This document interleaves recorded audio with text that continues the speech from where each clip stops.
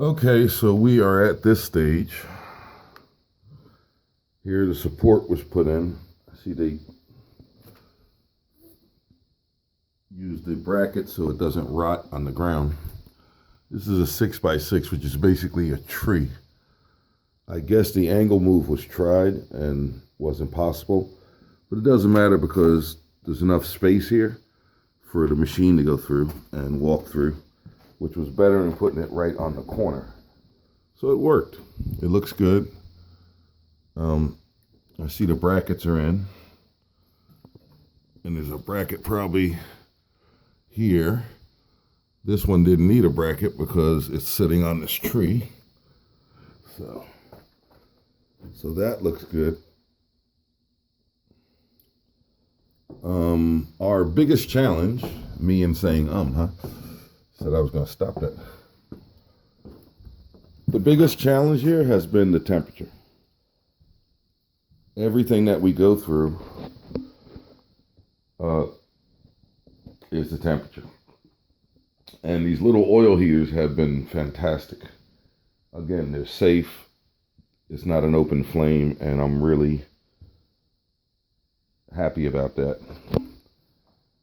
The floor, I got a call from the carpenter, and he'll probably explain to you when he sees you. The plastic stuff they gave you at the store is here, and the problem I think he found with the plastic stuff is there are no holes in it, number one. See, if you look at it, I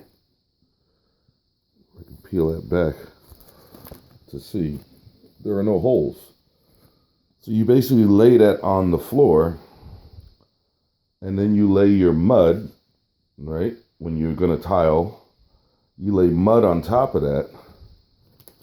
And how does that get through to stick to the floor? Or in this case, we put down, or the carpenter put down backer board, see? Which is a concrete board, basically. And then he screwed it down with screws. So if you lay that plastic on there with no holes, it's kind of like putting an egg on a piece of toast. You know, it's basically the floor is just sliding and floating. And with the temperature, that problems we're dealing with here. In other words, you guys close down in the winter, you know, it's less money. You don't have to spend money for heat if you're not here. But now when you start to get into these other materials, I don't know how they did the bathroom upstairs, and we'll find out after a couple of years. So what we did for this floor is put down the cement board, and this is wire lath. It does the same thing. We better than this plastic. This plastic again is the egg laying on a piece of greasy toast. It's kind of floating. The wire, the concrete mud that gets put on here will go through and bond to the cement floor, creating a monolith, if you want to call it. And the mix that you mix the mud with is a concrete bond. It's like a milk. The idea is you want this whole monolith to be a soft piece of toast rather than imagine burning a piece of toast in a toaster. That's a good analogy. And then you take your hand, you can just crack that piece of toast in half. If you have a soft piece of toast, as you try to crack it, you can't. It bends. And just like any structure that goes up, that's able to flex and move, it's stronger than a rigid structure. So we're trying to avoid putting it down and having the floor crack. And the only way you're going to do that is to have it able to move like a living thing, you know, move with the house. The house moves as well because it's all wood. But we do pretty sure that this would have been just, you know, laying on top of the floor, basically. And I could see that cracking easily. I thought there were holes in this. And then I'm looking closer, you know, and the carpenter called me, and the tile guy, and said, you know, that plastic stuff is not made. This is made for a house where you're keeping temperature year round. Like, if, you know, you're not going to go below 50, something like that. It would work. That would work in that. But when you're going from 100 in the summer at times, right, even though you have air conditioning, if you're not here, you've gotten here and the house is sweltering hot. or you're going from 100 down to 30, sometimes 0, and you're going over and over that process year after year, you need something that's going to flex and shrink with and move with the house, with the floor. That is why one of the reasons the people where you bought the tile said leave a gap around the wall, a quarter inch or whatever it was, so it can expand and contract. Well, it expands linear out, left, right. It also expands up and down. So it's like a sponge that you squeeze water and then load it up.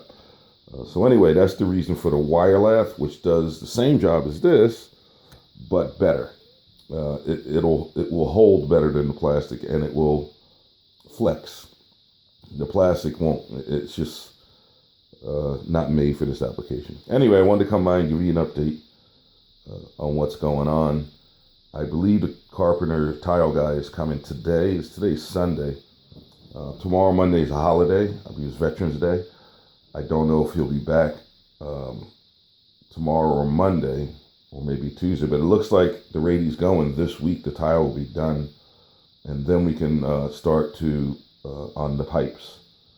So it looks pretty good. Here's your corner coverage, Joy. It looks nice panel. I guess it's going to try to put a piece of molding or something up there. This outlet here, we're not electricians, want to leave stuff alone. I don't know why the electricians left it in there, but we're considering that maybe there's a reason, so it was left alone. It will be behind the tub, so you won't see it anyway. So that's pretty nice. It's pretty close to us here, and once it's all painted, you won't be able to tell the difference. So we got to make sure that the tub is going to go back in there. That's the only thing that's going to happen tomorrow or Tuesday. Before we go any further, we're going to fit the tub back and make sure it's going to fit, because that's really important. And I hope it does, and because this looks nice the way it is. It's you can't see the pipes. Okie dokie. So that's me coming by to visit the house on Sunday. I was out of town for 4 days, so I wanted to see what was up. And he did call me and stay in touch, so we are in touch with one another. See you on the next one.